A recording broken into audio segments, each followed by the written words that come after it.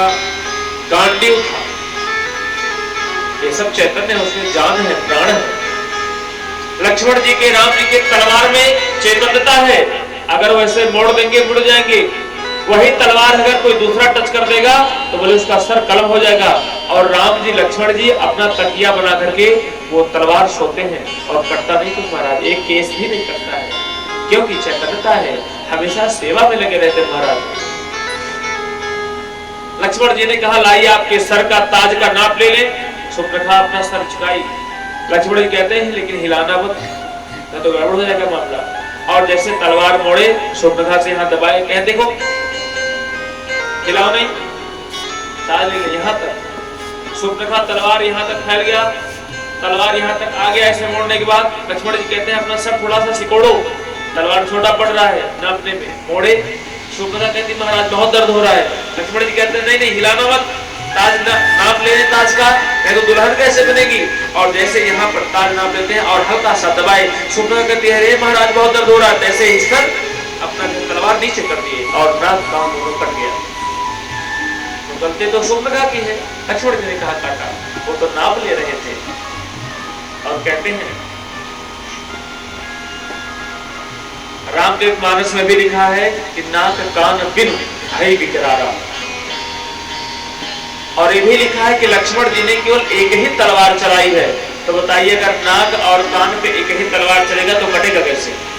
तलवार तो सीधे होता है, ऐसे तो होता नहीं है। एक ही तलवार से एक ही बार में लक्ष्मण जी ने सुप्रखा का नाक काटा है, लेकिन तरीका अलग था। अगर लक्ष्मण जी हमारे और आपके बुद्धि के द्वारा काटते सुप्रखा का नाक, तब तो बोले एक बार इधर मारते एक बार इधर मारते, तो दो बार हो गया। लेकिन नहीं, कुछ साथ ले रहे थे। और ये बात जाकर के खरदूषण से कहती है। खरदूषण उसमें 14,000 अमर सेना लेकर के आते हैं। अमर सेना जैसे लाए, राम जी ने कहा जानकी से, मां जानकी से कि आप जाइए कत्तर अपने गुफा में। वो गुफा में चली गई, लक्ष्मण जी ने उन्हें लेकर के गया। लक्ष्मण जी ले गए मां जानकी को गुफा में, और गुफा में ले जाने के बाद वहां पर भी राम जी खरदूषण के समक्ष 14,000 अमर राक्षसों के सामने अमित प्रभाव प्रकट किया। राम जी ने 2 बार अमित प्रभाव प्रकट किए हैं। और वही बात है भगवान श्री कृष्ण। भगवान श्री कृष्ण एक अपने शरीर से गोलोक धाम में गए, क्षीर सागर में चले गए, और दूसरे शरीर से श्री भागवत भगवान में आकर के विराजमान हो गए। भागवत भगवान में विराजमान तो हुए हैं, लेकिन भागवत भगवान जैसे मूर्तिकार होता है, मूर्ति बनाता है, लेकिन प्राण प्रतिष्ठा तो पंडित करते हैं। उसी प्रकार से वेद व्यास जी ने श्री भागवत महापुराण को लिख दिए हैं। लिखे तो गणेश जी हैं, श्लोक तो केवल बोले हैं वेद व्यास जी महाराज, ये भी जाने। 18,000 श्लोक, 335 अध्याय और 12 स्कंध है। जैसे ही महापुराण किए वेद व्यास जी महाराज, और वेद व्यास जी के समक्ष में अपना स्वयं का प्राण प्रतिष्ठा भगवान श्री कृष्ण आकर करते हैं। बोले श्री भागवत भगवान की जय। और इस प्रकार से अमित प्रभाव प्रकट करके भगवान श्री कृष्ण 2 रूप से जाते हैं। एक रूप से अपने धाम, दूसरे रूप से भागवत महापुराण में विराजमान होते हैं। भागवत महापुराण को ग्रंथ कहना भी दोष है। कब तक? जब तक मेरी बात आप सुन ना ले तब तक। आपको बता दें, भागवत महापुराण ग्रंथ नहीं है, कोई पुस्तक नहीं है, कोई किताब नहीं है, कोई पन्ना नहीं है, पेज नहीं है। आप कहते हैं व्याकरणाचार्यों ने भागवत महापुराण के लिए श्री ग्रंथ शब्द सबसे श्रेष्ठ शब्द था, इसलिए उन्होंने अंकित किया श्री ग्रंथ भागवत भगवान। लेकिन आज के लोगों की जीवा इतनी बिगड़ गई है कि कहते हैं का होगा का आपके यहाँ भागवतिया कहिए से होगा। भागवतिया रामायण कब से अच्छे ब्राह्मण की हम ब्राह्मणी की तुलना करते हैं, क्योंकि ब्राह्मण भगवान के मुख हैं, और भगवान के मुख होने के बाद ब्राह्मण ही अपने कर्म के तो सभी लोग हैं। लेकिन अगर बोले चौधरी हैं, अपना धर्म छोड़ करके, कर्म छोड़ करके, अपना चौधरी कृषि का कार्य छोड़ करके कोई और कार्य करेंगे, बोले चल जाएगा। लेकिन ब्राह्मण ही जब कर्मकांड विधि छोड़ करके नौकरी पा जाएगा पेशे पर, तो बोले कल्याण होने वाला नहीं है। वो सब कुछ करे, लेकिन वो नौकरी भी करे, जॉब भी करे, बिजनेस भी करे, लेकिन जो उनका धर्म है कि जब तक वो पूजा पाठ ना कर ले तब तक जल पीना भी निषेध है। जाके पढ़ ले वो और उसके बाद में रामायणवा कहिया होई आपके नाम, ये शब्दावली में डालते हैं।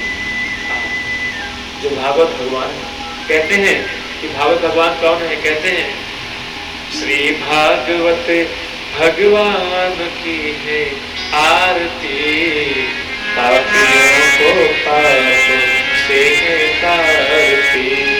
श्री भागवत भगवान की है आरती,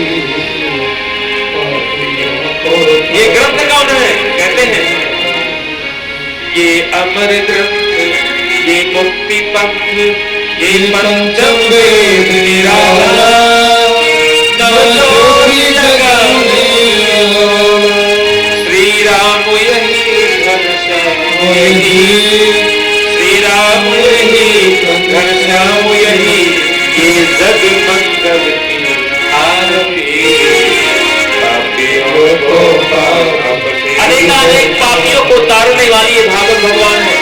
और शब्दावलियां इनको कहना चाहिए भागवत भगवान। जो भागवतिया कहते हैं भागवत भगवान भी कह सकते हैं, जो भागवत पुस्तक कहते हैं वो भागवत भगवान भी डायरेक्ट कह सकते हैं। लेकिन वो बुद्धि ऐसी है ही नहीं।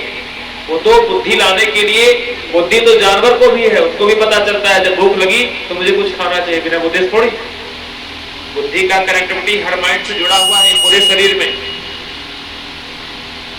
बोले बुद्धि सबको है, लेकिन बुद्धि नहीं। बुद्धि सद्बुद्धि तीन चीजें हैं। सद्बुद्धि लानी पड़ती है और आश्रय लेना पड़ता है भागवत भगवान का महाराज।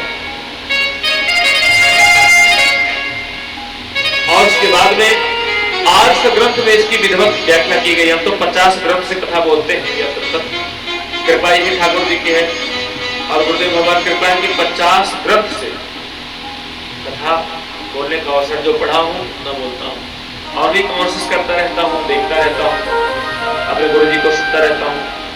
हमारे गुरु जी का नाम बता दें, बड़े बड़े मूर्ति बैठे हैं, सुन लें हमारे गुरु जी का नाम बताएं। 8 लोग का नाम न लेना चाहिए। मम नामम, अपना नाम नहीं लेना चाहिए। गुरु नामो सपत्नीक सपत्नीक सा पति नाम, अग्रज भ्राता पुत्र नाम है, पुत्री नाम। अपने बड़े पुत्र का नाम नहीं लेना चाहिए। कोई उपनाम लेकर के या बाबू भैया कह करके बड़ी पुत्री का नाम नहीं लेना चाहिए। अपने गुरु का नाम लेना चाहिए, अपना नाम भी नहीं लेना चाहिए। जिसम प्रश्न बता दे कि मेरा नाम क्या है। और अपने पति पत्नी दूसरे दोनों लोग को नहीं। लेकिन आजकल उल्टी बात चल रही है। पत्नी तो कहती है जी सुनो फलाने, नाम लेती है, और पति तो भाई पति है, उनका पति का मान कैसे टूटेगा, वो तो डायरेक्टली नाम ही देते हैं। लेकिन पति पत्नी दोनों एक दूसरे का नाम नहीं लेना चाहिए। आयुष की तो होती है इससे। अब माने तो ठीक है, नहीं तो इसका हम वैज्ञानिक कारण भी रीजन रखें। समय नहीं है तो बताते। हम तो 3 आध्यात्मिक कथा, वैज्ञानिक कथा और भागवत महापुराण राम कथा, बाकी कथाएं तो समन्वय करके बताते ही हैं। गुरु का नाम बताइए। हमारे गुरु जी का नाम क्या है बता दीजिए।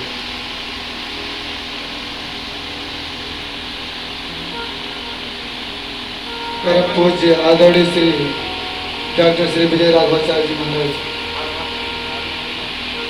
जीवन विद्या